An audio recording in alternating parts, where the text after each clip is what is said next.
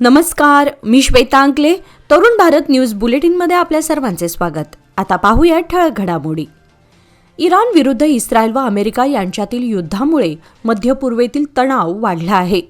या हल्ल्यामध्ये इराणच्या राजधानी तेहरानसह अनेक मोठ्या शहरांवर बॉम्ब हल्ले झाले असून तेहरानमध्ये सर्वाधिक नुकसान नोंदवण्यात आले आहे.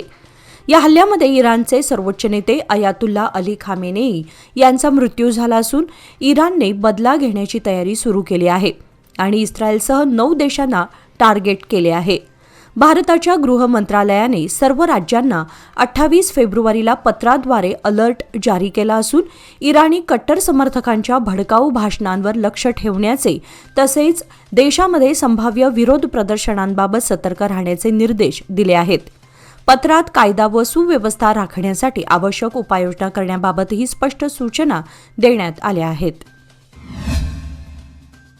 काकती गावातील महामार्गालगत असलेल्या एका दुचाकी गॅरेजला अचानक लागलेल्या आगीमध्ये सुमारे 6 ते 7 लाख रुपयांचे नुकसान झाल्याची घटना घडली.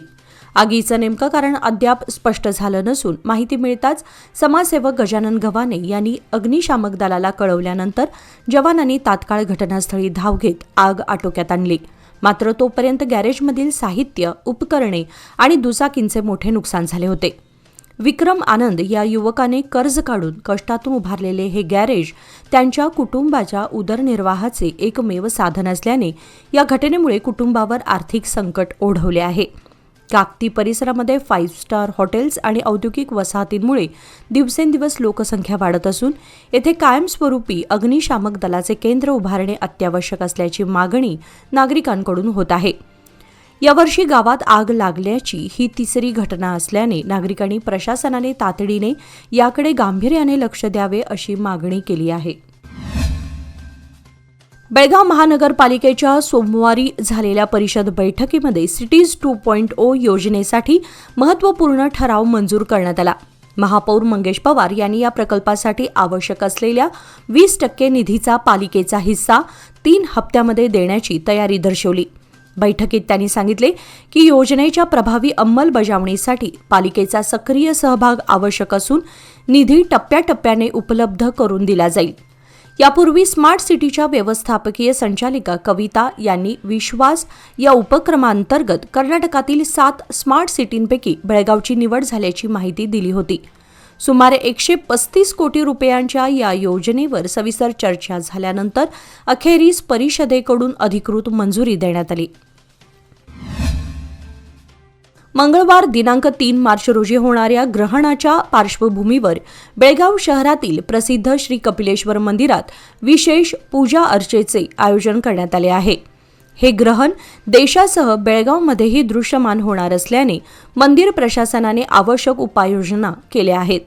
ग्रहण काळामध्ये मंदिराच्या गाभाऱ्याचे दरवाजे बंद ठेवून स्वयंभू शिवलिंगाला बिल्वपत्रांनी आच्छादित करण्यात येणार असल्याची माहिती मंदिर समितीने दिली. मंगळवारी सकाळी नेहमीप्रमाणे विशेष पूजा पार पडणार असली तरी सकाळी 11 ते सायंकाळी 7 या वेळेमध्ये भक्तांना दर्शनासाठी प्रवेश बंद राहील. ग्रहण समाप्तीनंतर शुद्धीकरण पूजाविधी करून सायंकाळी दर्शनासाठी मंदिर खुले करण्यात येईल. तसेच भक्तांनी प्रशासनाच्या सूचनांचे पालन करावे असे आवाहन करण्यात आले आहे. निपाणी अक्कोळ मार्गावर सोमवारी दुपारी 2:15च्या सुमारास धावत्या कारला अचानक आग लागल्याची घटना घडली. नागरिकांच्या लक्षात येताच त्यांनी आरडाओरडा करून चालक रामदास लडबे यांना सतर्क केले. त्यामुळे ते तात्काळ कारमधून बाहेर पडले आणि अनर्थ टळला. काही क्षणातच कारने भीषण पेट घेतल्याने नागरिकांनी त्वरित निपाणी अग्निशामक दलाला पाचारण केले. अग्निशामक दलाच्या जवानांनी घटनास्थळी धाव घेऊन आग आटोक्यात आणली. मात्र तोपर्यंत कार पूर्णपणे जळून खाक झाली होती. घटनेची माहिती मिळताच निपाणीचे CPI BS तळवार यांनी पाहणी केली असून सुदैवाने या आगीमध्ये कोणतीही जीवितहानी झाली नाही. बँकिंग नियमांचे उल्लंघन केल्याप्रकरणी बेळगाव जिल्हा मध्यवर्ती सहकारी बँकेवर भारतीय रिझर्व्ह बँकेने 2 लाख रुपयांचा दंड ठोठावला. जारकिहोळी यांनी सांगितले की हा दंड चालू वर्षातील नाही तर मागील 5 वर्षात घडलेल्या काही अनियमिततेशी संबंधित आहे, ज्यामध्ये बेकायदेशीर कर्ज वाटपाबाबत त्रुटी आढळल्या होत्या. सध्याच्या संचालक मंडळाकडून कोणतेही चुकीचे काम झालेले नाही आणि ही प्रकरणे मागील संचालकांच्या कार्यकाळातील आहेत असा आरोप त्यांनी विरोधकांवर केला. त्यांनी स्पष्ट केले की ही कारवाई फक्त नियामक अनुपालनाशी संबंधित असून बँकेच्या ग्राहकांच्या व्यवहारांवर त्याचा कोणताही परिणाम होणार नाही. आमदारांनी ठेवीदार व ग्राहकांना गैरसमज करून न घेण्याचे आवाहन केले. टिळकवाडी येथील मिलेनियम गार्डनमध्ये रोटरी क्लब ऑफ इलाइट तर्फे आयोजित नमस्ते बेळगाव वस्तू प्रदर्शनात बेळगावमधील सुप्रसिद्ध सुवर्ण व्यावसायिक DK हेरेकर ज्वेलर्स यांनी आकर्षक स्टॉल उभारला होता. 27-28 फेब्रुवारी आणि 1 मार्च दरम्यान झालेल्या या 3 दिवसीय प्रदर्शनाला बेळगाव शहरासह परिसरातील नागरिकांनी उत्स्फूर्त प्रतिसाद दिला. स्टॉलमध्ये शुद्ध सोन्यात मढवलेली 18 कॅरेट डायमंड ज्वेलरी आकर्षक पद्धतीने सादर करण्यात आली होती, ज्याला ग्राहकांची विशेष पसंती लाभली. प्रदर्शनादरम्यान स्टॉलला भेट देणाऱ्यांसाठी लकी ड्रॉ कूपन योजना राबवण्यात आली होती. लकी ड्रॉमधील प्रथम क्रमांकाच्या विजेत्यास सिल्व्हर फ्रेमसह 100 मिलीग्रॅमचे सोन्याचे नाणे तर 4 उपविजेत्यांना आकर्षक बक्षिसे प्रदान करण्यात आल्याची माहिती DK हेरेकर ज्वेलर्स यांनी दिली. आमदार आसिफ सेठ यांनी बेळगाव उत्तर मतदारसंघातील वृंदावन कॉलनी, शिंदोडी रोड तसेच बसवनकुर्ची परिसराला भेट देत स्थानिक विकास कामांचा प्रत्यक्ष आढावा घेतला. दौऱ्यादरम्यान त्यांनी रस्ते, गटारी, स्वच्छता आणि इतर मूलभूत सुविधांची पाहणी करून नागरिकांशी थेट संवाद साधला. आयोजित जनता दरबारामध्ये रहिवाशांनी दैनंदिन अडचणी आणि प्रलंबित प्रश्न मांडले असता संबंधित विभागांशी समन्वय साधून तातडीने कार्यवाही करण्याचे आश्वासन त्यांनी दिले. पारदर्शक आणि उत्तरदायी प्रशासनासाठी अशा प्रत्यक्ष भेटी आवश्यक असल्याचे त्यांनी स्पष्ट केले. तसेच रहिवाशांनी आमदारांच्या सत्कारासाठी आणलेली शाल, फेटा, हार आणि फळे आमदारांनी तिथे उपस्थित असलेल्या ज्येष्ठ महिलेला देऊन त्यांचा सन्मान केला. या प्रसंगामुळे त्यांच्या सेवाभावाचे कौतुक करून नागरिकांनी त्यांचे आभार मानले. वडगाव येथील श्री मंगाईदेवी देवस्थानात यंदाही पारंपरिक पद्धतीने होळी साजरी करण्याचा निर्णय घेण्यात आला आहे.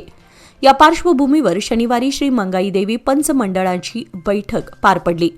ग्रहणामुळे विविध तर्कवितर्क व्यक्त होत असले तरी वडगावमध्ये परंपरेनुसारच होळी साजरी करण्यात येणार असल्याचे बैठकीत स्पष्ट करण्यात आले.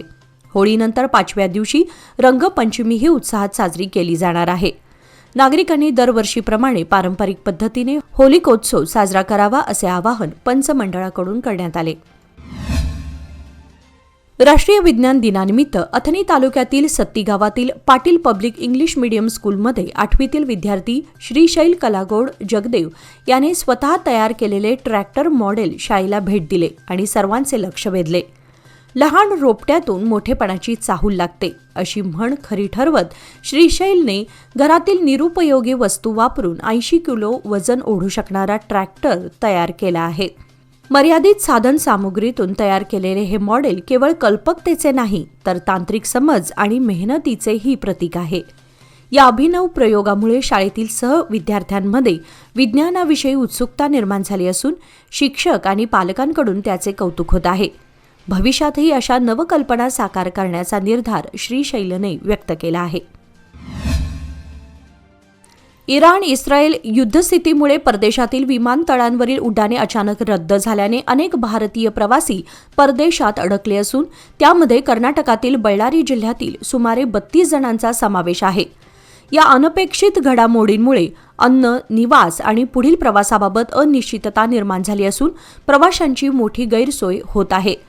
अडकलेल्या नागरिकांनी राज्य आणि केंद्र सरकारकडे तातडीने एअरलिफ्टची व्यवस्था करून सुरक्षितपणे भारतात परत आणण्याची मागणी केली आहे.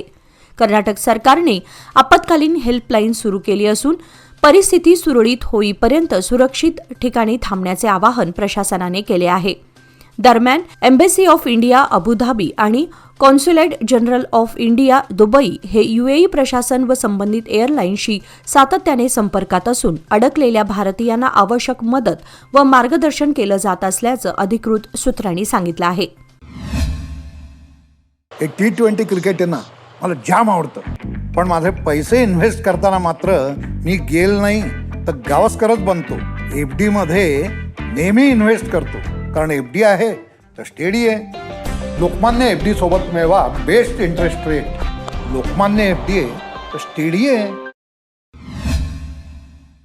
आंतरराष्ट्रीय कृष्ण भावनामृत संघ इस्कॉन बेळगावतर्फे उद्या मंगळवार दिनांक 3 मार्च रोजी गौर पौर्णिमा महोत्सवाचे आयोजन करण्यात आले आहे.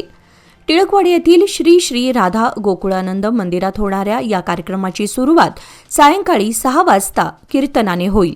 त्यानंतर अभिषेक सोहळा पार पडणार असून इस्कॉनचे अध्यक्ष परमपूज्य भक्ती रसामृत स्वामी महाराज यांचे प्रवचन आयोजित करण्यात आले आहे. पुढे महाआरती व महाप्रसादाचा कार्यक्रम होणार आहे. या महोत्सवाचा लाभ सर्व भक्तांनी घ्यावा असे आवाहन इस्कॉनतर्फे करण्यात आले आहे. होळी व रमजान सणांच्या पार्श्वभूमीवर रामदुर्ग पोलीस स्थानकामार्फत रामदुर्ग शहरात शांतता बैठकीचे आयोजन करण्यात आले होते. बैठकीत धर्मगुरू, विविध समाजातील प्रमुख व्यक्ती, व्यापारी संघटनांचे प्रतिनिधी आणि नागरिक मोठ्या संख्येने उपस्थित होते, ज्यामध्ये सण उत्साहात आणि सामंजस्याच्या वातावरणात पार पडावेत यावर भर दिला गेला.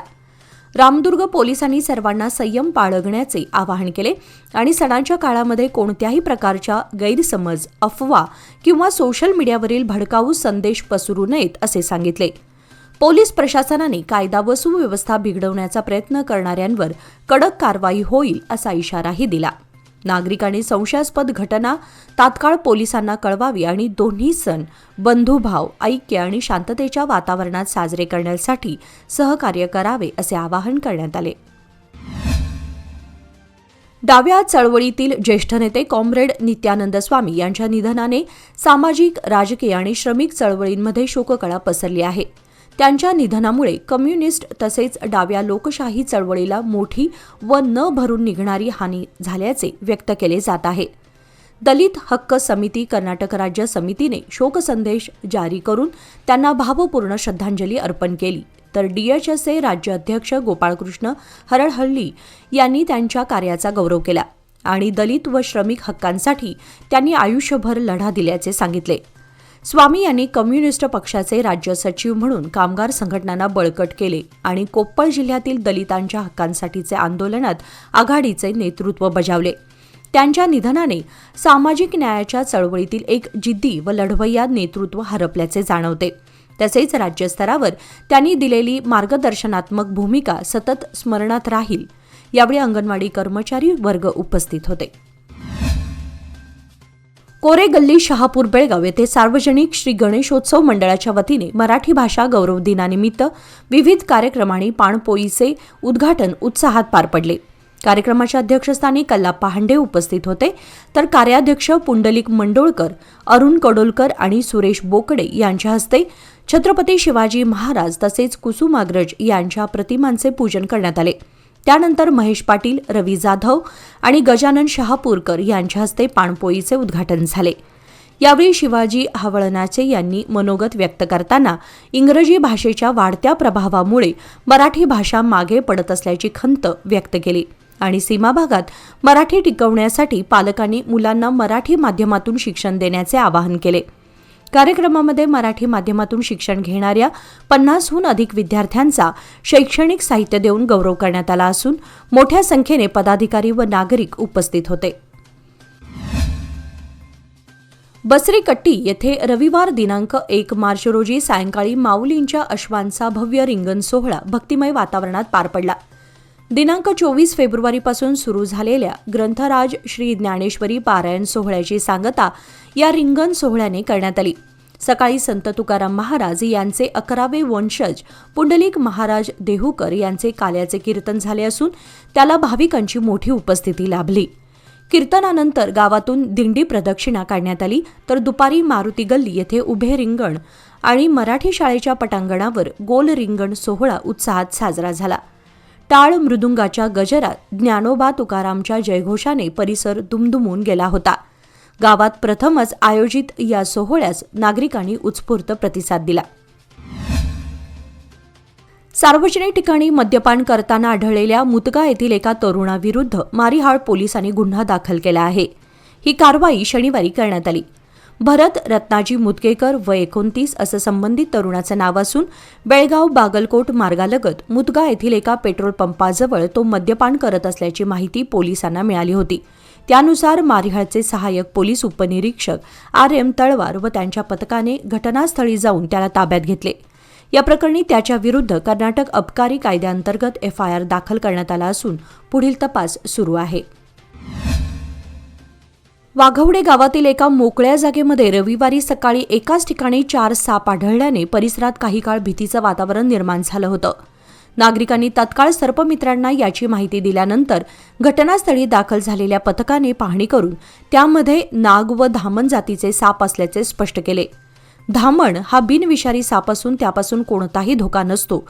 तसेच साप दिसल्यास त्यांना इजा न करता सर्पमित्र किंवा वन विभागाशी संपर्क साधावा असे आवाहनही त्यांनी केले. सर्पमित्रांच्या मदतीने सर्व सापांना सुरक्षितरित्या पकडून नैसर्गिक अधिवासात सोडण्यात आले असून परिस्थिती नियंत्रणात असल्याचे प्रशासनाने स्पष्ट केले आहे.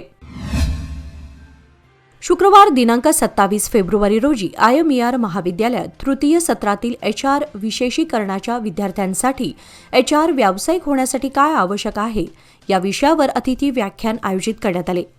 एकच लिमिटेड बेळगाव येथे business HR talent acquisition lead म्हणून कार्यरत असलेल्या श्रावणी कुलकर्णी यांनी मार्गदर्शन केले. त्यांनी भावी HR व्यावसायिकांकडून अपेक्षित प्रामाणिकपणा, व्यवसाय दृष्टी, सहानुभूती, विश्लेषणात्मक विचारसरणी आणि प्रभावी संवाद कौशल्य यासारख्या गुणांवर प्रकाश टाकला. HR हे केवळ लोकसंबंधांपुरते मर्यादित नसून डेटा, मॅट्रिक्स, ॲनालिटिक्स, कायदेशीर अनुपालन आणि आर्थिक परिणाम समजून घेणेही तितकेच महत्त्वाचे असल्याचे स्पष्ट केले.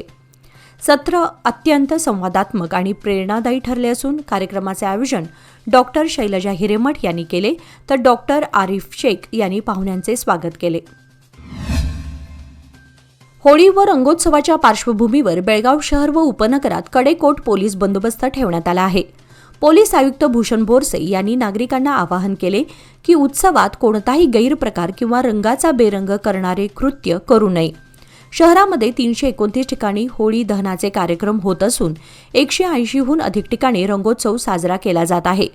सोमवार व मंगळवारी 1000हून अधिक पोलीस अधिकारी रस्त्यावर ड्युटीवर असतील. याशिवाय 250 गृहरक्षक दलाचे जवान, राज्य राखीव दलाच्या 7 आणि शहर सशस्त्र दलाच्या 17 तुकड्या मदतीसाठी तैनात राहणार आहेत. आवश्यकतेनुसार अग्निशमन दल व SDRFचे पथकही उपस्थित राहणार आहेत. तसेच CCTV आणि ड्रोनच्या माध्यमातून देखरेख केली जाणार आहे. बेळगाव शहरात आज होळी पौर्णिमा आणि उद्या मंगळवारी धुळवड मोठ्या उत्साहात साजरी करण्याचा बेत आहे. ठिकठिकाणी धुलीवंदनाच्या निमित्ताने तयारी जोमात सुरू असून युवकांनी गल्लोगल्ली पाण्याच्या फवाऱ्यासाठी शॉवर आणि स्प्रिंकलरची व्यवस्था केली आहे. लोकांचा उत्साह पाहता आनंदाला पारावार नाही असे दृश्य दिसत आहे. बाजारपेठेमध्ये विविध रंग, मुखवटे आणि आकर्षक पिचकाऱ्यांची विक्री जोरात सुरू असून ग्राहकांची झुंबड पाहता उत्सवाची रंगत शहरभर पसरली आहे. याचबरोबर आजचे बातमीपत्र इथेच संपले. अधिक माहिती आणि ताज्या घडामोडींसाठी पाहत रहा तरुण भारत न्यूज चॅनल. तसेच आमच्या चॅनलला लाईक, शेअर आणि सबस्क्राईब करायला विसरू नका. आज होळी पौर्णिमा आणि उद्या साजऱ्या होणाऱ्या धुलीवंदनानिमित्त सर्व दर्शकांना तरुण भारत परिवाराकडून हार्दिक शुभेच्छा. धन्यवाद.